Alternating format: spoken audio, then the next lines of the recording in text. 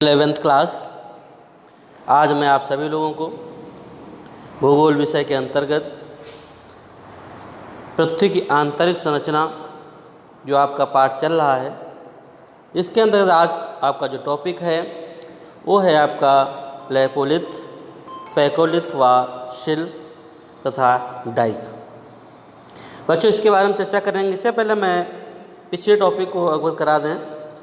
पिछले टॉपिक में मैंने बच्चों आप लोगों को ज्वालामुखी से निर्मित स्थलाकृतियों के बारे में चर्चा की थी। इसमें अंतर्वेदी आकृतियाँ थीं, वैथोलिथ थी और लेकोलिथ आदि के बारे में चर्चा की गई थी। देख लेते हैं बच्चों, आज का जो टॉपिक है वो है आपका लेपोलिथ, फैकोलिथ व शिल्प। जैसा कि बताया गया है, ऊपर उठते लावे का कुछ भाग क्षैतिज दिशा में पाए जाने वाले कमजोर धरातल में चला जाता है।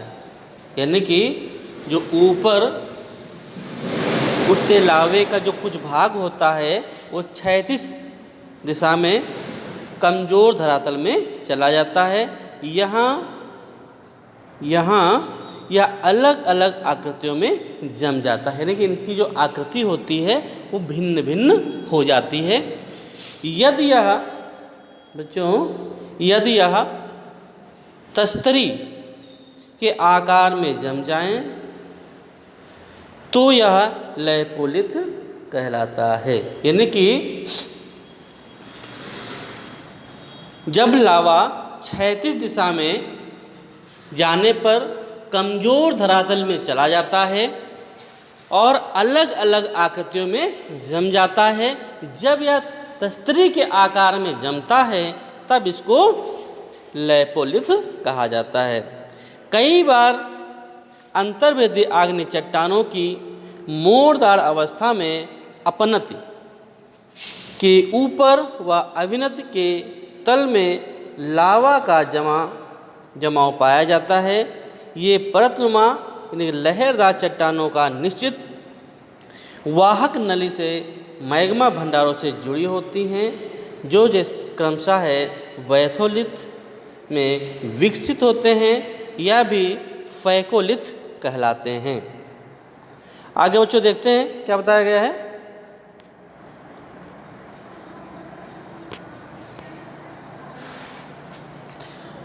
बताया गया कि अंतर्वेदी आग्नेय चट्टानों का क्षैतिज तल में एक चादर के रूप में ठंडा होना सिल या सीट कहलाता है। क्या कहलाता है बच्चों? सिल या सीट कहलाता है। जमाव की मोटाई के आधार पर इन्हें विभाजित किया जाता है। कम मोटाई वाले जमाव को सीट, जो कम मोटे होते हैं उनको क्या कहता है? सीट, तथा घने मोटे वाले जमाव को शिल कहते हैं। आप समझ चुके होंगे सिल और सीट में क्या अंतर है। आगे बच्चों देखते हैं डाइक क्या है।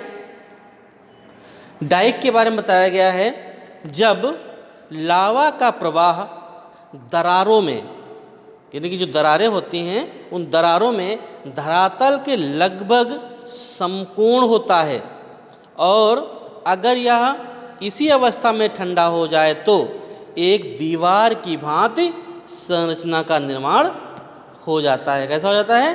दीवार की भांति एक संरचना का निर्माण होता है, यानी कि निर्मित होती है। यही जो संरचना होती है ये डाइक कहलाती है। क्या कहलाती है बच्चों? डाइक कहलाती है। पश्चिमी महाराष्ट्र क्षेत्र की अंतर्वेदी आग्नेय चट्टानों में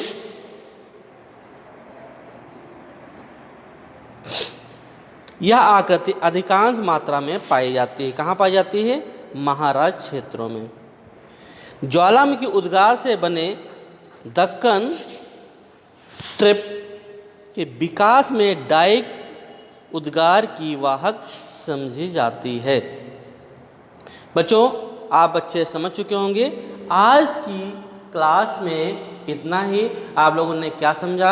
आज की क्लास में बताया गया लेपोलिथ, फैकोलिथ व सीट व सिल और डाइक। आज की क्लास में इतना ही। धन्यवाद।